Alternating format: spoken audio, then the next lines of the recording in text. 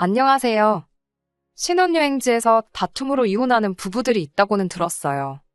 그런데 신혼여행지에 도착하자마자 이혼을 결심한 사람은 아마 이 세상에 저밖에 없을 거예요. 신혼집은 결혼식 이후로 입주까지 한 달을 더 기다렸어야 했던 관계로 결혼식 끝나고 신혼여행 출발할 때까지는 각자 집에서 지내야 했어요. 아마 결혼하자마자 3일 만에 떠난 신혼여행지에서 이혼을 결심하고 돌아오자마자 곧바로 이혼 준비 시작한 사람은 거의 없을 거라 생각합니다. 결혼 3일 만에 이혼한 게 뭐 자랑이라고 그거 유세 부리려고 사연을 적는 건 아닙니다. 그냥 어디 가서 속 시원하게 털어놓을 만한 이야기도 아니고 해서 제 주변 사람들은 다 아는 이야기이긴 하지만 그래도 참으면 병된다잖아요. 저야 이겨낸 지도 오래되었고 그냥 이 이야기 듣고 남편 욕이나 남들이 대신 해줬으면 하는 생각도 들고 해서 이렇게 사연을 보내기로 결심을 했습니다. 남편하고는 연애하면서 결혼까지 가게 되었습니다. 결혼 허락받기 위해 처음 인사드리러 갔던 자리에서 느꼈던 건데 연애하는 동안은 못 느끼고 있었는데 남편부터 해서 남편 가족들까지 전부 다 남편을 소위들 말하는 개천용이라 생각을 하고 있더라고요. 자수성가했다고 하기엔 남편 집안 환경이 그렇게 어려워 보이지는 않았어요. 처음 인사드리러 간 자리에 신우도 같이 나왔는데 명품 가방을 들고 나오기도 했고 남편이 어떤 시절을 보내왔는지는 속속들이 알지는 못하지만 학자금 대출도 없었고 대학 간다고 과외도 몇 개씩 받았다고 이야기해준 적이 있었거든요. 학자금 대출이 없었으니 대학 졸업할 때까지 그 흔한 아르바이트 한 번 해본 적이 없다고 했고 오히려 저는 남편 집안이 어느 정도 여유가 있구나 하고 생각을 했었어요. 그리고 무엇보다 개천용이라는 게 보통 자수성가한 사람들을 일컫는 말이다 보니 소위 의사, 판검사같이 사회적 지위가 있는 직업을 갖는다던가 아니면 월 수입이 뭐 세후 1,000만 원, 2,000만 원쯤 되는 사업을 하고 있다거나 하는 사람들한테 보통 붙는 수식어 아닌가요? 남편 같은 경우에는 고연봉 받으며 이름만 들어도 다들 아실 법한 회사에 다니고 있긴 했지만 개천에서 용났다고 할 정도까지인가 싶었거든요. 무엇보다 남편 본인이 알 법한데 본인도 그렇게 생각하고 있다는 게 참 신기했네요. 어떤 과거를 보냈는지는 자세한 내막을 모르니 처음 남편 쪽 가족을 만나는 자리인데 뭐가 개천에서 용난 거냐고 따지고 들 것도 아니고 당시에는 그렇게 생각하고 있다는 사실이 제 인생의 큰 걸림돌이 될 거라고는 생각도 해본 적 없었기 때문에 그냥 그렇구나 하고 넘겼습니다. 짚고 넘어갈 만한 거리도 안 된다고 생각한 게 저희 잘못이라면 잘못이겠지요. 처음에는 제주도였습니다. 결혼하기 전에 남편이 자기 가족들과 함께 여행을 다녀오고 싶다고 하더라고요. 그래서 그러냐고 조심히 잘 다녀오라 했지요. 그런데 저한테 너는 안 가냐고 되묻더라고요. 가족여행이라고 하지 않았느냐, 거기를 내가 왜 끼냐 했어요. 애초에 결혼 준비하면서 연차도 몇 개 미리 당겨 쓰기도 했고 결혼식이며 신혼여행 같은 거 생각하면 앞으로 휴가도 써야 하는데 아무리 연월차 15일에 휴가가 따로 나온다고 해도 넉넉한 유급 휴가 기간이 있다고 한들 앞으로 무슨 일이 생길지 모르는데 그걸 미리 끌어다가 홀랑 써버리고 싶지도 않았어요. 그리고 아무리 내 시부모 신우, 한가족 될 사람들이라고 해도 불편한 건 결혼 전이나 후나 매한가지 아니겠어요? 결혼하고 나서라면 하는 수 없이 따라라도 가겠지만 결혼 전인데 후태여 거기까지 끌려가서 정신적인 스트레스 받으며 휴가를 보내고 싶지도 않았습니다. 남편은 그래도 부모님 챙기고 그러려면 제가 가는 게 좋을 것 같다 아쉬워하는데 그 말을 들으니 더더욱 가기 싫어지더라고요. 애초에 신우도 있고 아들, 딸 따라가는데 부모님을 예비 며느리였던 제가 챙겨야 할 이유는 더더욱이 없는 거나 마찬가지니까요. 그래도 제가 무조건 가야 한다 우기지는 않더라고요. 그건 참 다행이라고 생각했는데 그 다음 주에 만나서는 저한테 한다는 소리가 가족여행은 잠시 연기했다고 하는 겁니다. 이유는 따로 말해주지 않았는데 안 좋은 촉이 오긴 했어요. 이 인간이 기어이 나를 데리고 같이 가려나 보다 싶었지요. 그걸 굳이 꾸역꾸역 날짜까지 미뤄가며 내가 당신 부모님 수발들게 만들어야 하는 거냐 따졌더니 그런 건 아니랍니다. 그래서 저는 일단 올해는 앞으로 결혼식 후에 있을 신혼여행 말고는 어디 놀러 간다고 연월차나 휴가 신청을 하지는 않을 거다 하고 딱 잘라 말했습니다. 생각보다 흔쾌히 그러라고 대답하길래 저는 남편이 제 입장에서 어느 정도 생각해보고 제가 불편할 걸 알고 제주도 여행을 취소했구나 그렇게 생각했어요. 오히려 감동스럽기까지 했지요. 그런데 그런 꿍꿍이가 있었다니 참으로 놀랄 노짜입니다. 양가 축복 속에 성대한 결혼식을 올렸어요. 신혼여행은 결혼식 날짜 3일 뒤인 화요일에 맞춰서 출발하기로 했습니다. 조금이라도 아끼겠다고 비행기표가 가장 저렴한 날에 출발하기로 했던 거예요. 신혼집도 잔금 문제로 아직 완전히 구해진 상황도 아니었기에 결혼식 끝나고는 각자 집으로 돌아갔어요. 3일 뒤에 공항에서 남편과 만났습니다. 그때까지만 해도 신혼인데 같이 한 집에서 살지도 못하고 각자 집에서 지내고 있는 게 엄청 아쉬웠었거든요. 그런데 신혼여행지에 딱 도착하고 나니까 그 생각이 바뀌는데 5분도 걸리지 않았습니다. 입국 수속 마치고 입국장에 들어서는 순간 익숙한 얼굴들이 저희를 마중 나와 있었거든요. 저는 정말 경악을 금치 못했습니다. 시부모님의 신우까지 더해서 입국장에서 쌍수를 들고 저희를 열렬히 환영해주고 있었으니 말이에요.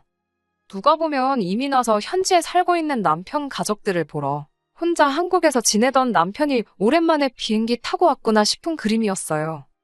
저는 어안이벙벙해서 남편한테 이게 무슨 경우냐고 따졌지요. 남편은 뻔뻔하게 이게 네가 원하던 거 아니냐고 적반하장으로 나오더라고요. 세상 어느 누가 미쳤다고 인생에 한 번뿐인 신혼여행을 시가족들하고 같이 보내고 싶어 했겠냐 따지니 남편은 제주도 이야기를 꺼내더군요. 생각해보니 제가 틀린 말 한 거 하나도 없다고. 앞으로 무슨 일이 생길지 모르는데 자기도 가족여행에 휴가를 다 써버리느니 어차피 저랑 신혼여행 올 건데 가족여행지를 옮기면 되는 거였구나 하는 생각이 들었다네요. 그게 그러자고 한 소리가 아닌 거 알고 있으면서 능청스럽게 연기를 하는 거 보니 속에서 천불이 나더라고요. 그래도 한번 참아보려고 했어요. 제가 이렇게 화낼 줄은 몰랐을 테니 좀 이야기하면 생각이나마 바꾸지 않겠나 싶어서요. 그러면 우린 우리대로 신혼여행 온 거 둘이서 신혼여행 즐기고 시부모님은 신우가 있으니까 당신 가족들은 따로 휴가를 즐기면 어떻겠냐 제안을 했습니다. 집에 갈 때 공항에서 만나서 비행기 타고 같이 돌아가면 되는 거 아니겠냐고요. 그랬더니 남편이 정색을 하면서 저한테 여기까지 와서 분위기를 이렇게 잡쳐야겠냐며 따지고 들더라고요. 제주도 때 결혼 전이니까 거절했던 거 그렇다 쳐도 이제 결혼식 올렸으니까 너 이 집 며느리 아니냐고. 며느리가 시부모님 데리고 여행도 다니고 필요한 거 챙겨드리고 해야지 그걸 벌써부터 신우한테 떠넘길 생각을 하냐는 거예요. 신우도 너보다 어른이라고 너가 같이 모셔야 할 사람 중에 하나인데 부려먹을 생각이 드냐면서 사람들 다 보는 거 아랑곳하지도 않고 큰 소리를 치는 겁니다. 그러면서 너는 이제 시집 왔으니 모르겠지만 이 여행이 우리 가족들한테 얼마나 큰 의미인 줄은 아느냐며 입에 개거품을 물면서 지 과거 이야기를 꺼내는데 얼척이 다 없더군요. 지 가족들이 자기 공부시켜서 좋은 직장 취직시킨다고 얼마나 노력한 줄 아냐고. 가족들이 정말 나 하나만 바라보고 살았다고 누나도 대학 안 가고 아르바이트 하면서 내 과외에 비해 학비에 다 도와줬고 부모님도 여태 아끼고 고생했던 거 이제서야 보상받는다는 느낌으로 아주 큰맘 먹고 기획한 여행인데 이러면 안 된다는 겁니다. 애초에 제가 제주도를 따라갔으면 이런 일이 없었을 거라는 거예요. 일이 이렇게 된 게 다 제 탓이고 이제 며느리니까 투정 부리지 말고 지 부모님을 챙기라고 하는 겁니다. 입에 거품이 날 때까지 고작 떠든다는 말이 또 이 집 며느리 됐으니까 내 식구들 알아서 수발들라는 소리를 저렇게 길게 풀어 말한 거였어요. 그래서 그게 내가 알 바냐고 따졌습니다. 자꾸 과거가 어려웠고 힘들었다 하는데 너보다 더 어려워서 학원도 못 가고 과외 못 받고 그래도 주경야독해서 좋은 대학 가는 사람 천지에 깔렸다고. 그리고 자꾸 개천용 하는데 누가 보면 어디 회사에서 월급으로 몇 억씩 주고 모시고 쓰는 줄 알겠다고. 내가 다니는 회사보다 좋은 회사 다니니 더 말은 안 하겠는데 그런 회사 다니는 거 너 혼자만이 아니라고. 내가 무슨 그 대기업 말량한 월급 때문에 너랑 결혼해서 니네 부모 수발드는 식모에 너네 신우 비위장 맞춰주는 무수리 하려고 결혼한 건 줄 아느냐고 따졌습니다. 그리고 그 길로 저는 남편이며 시가족들 다 뒤로 한 채 그 자리에서 비행기표 끊고 돌아와 버렸어요. 제가 한번 그렇게 폭발하니 남편도 기가 죽고 시부모님이랑 신우도 제 눈치 보면서 따로 지낼 테니까 가지 말라고 붙잡았는데 거기서 누그러지면 제 앞길 평생을 제 손으로 풀을 수도 없을 정도로 꼬아버리는 거나 마찬가지라고 생각해서 뒤도 안 돌아보고 비행기에 몸을 실었습니다. 정말 말 그대로 신혼여행 보내기도 전에 여행지 도착하자마자 이혼하게 된 거나 마찬가지지요. 다시 받아줄 생각도 없었지만 여행지에서 돌아온 남편 하는 꼬라지가 아주 가관도 아니더군요.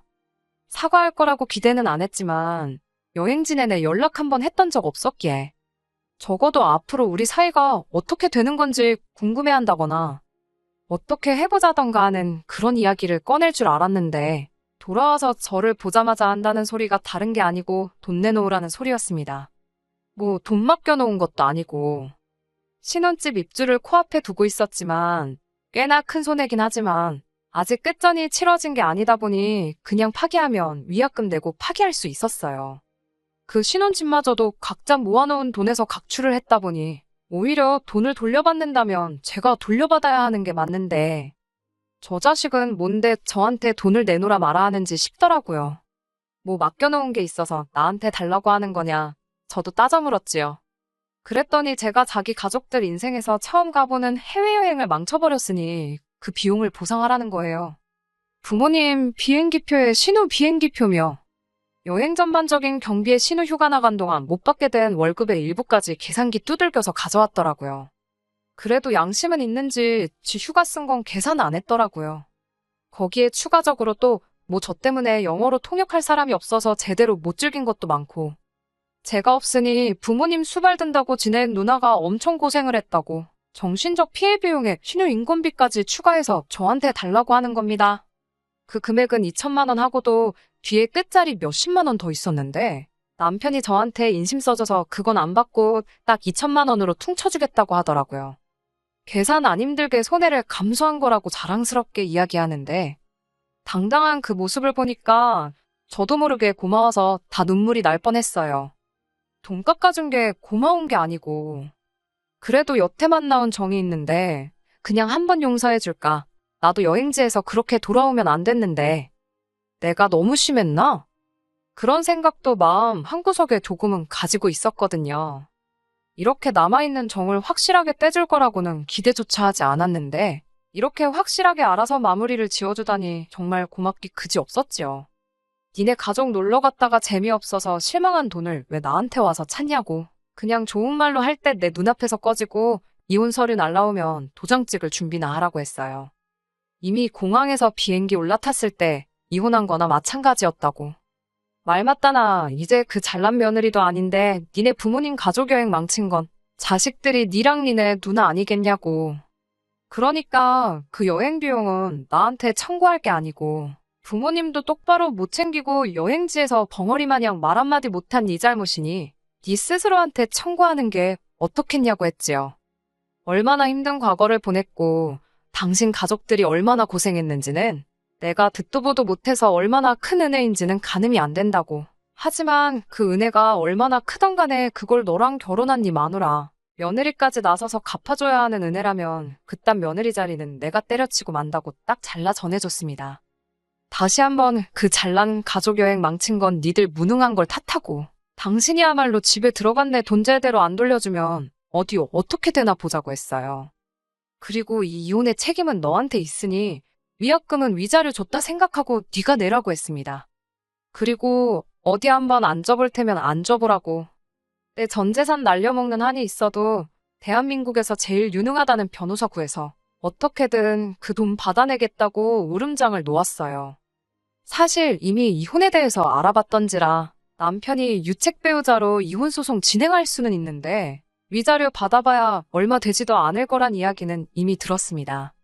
그런데 제 으름장이 효과가 있던 건지 아니면 평소에 그래도 제가 한다면 하는 성격을 몇 번 보여줘서인지 가족여행 망쳤다고 그 비용 물어내라던 남편이 어떻게 제가 시키는 대로 위약금 자기 돈으로 해서 제 돈 들어간 거 정확히 계산해서 돌려줬네요.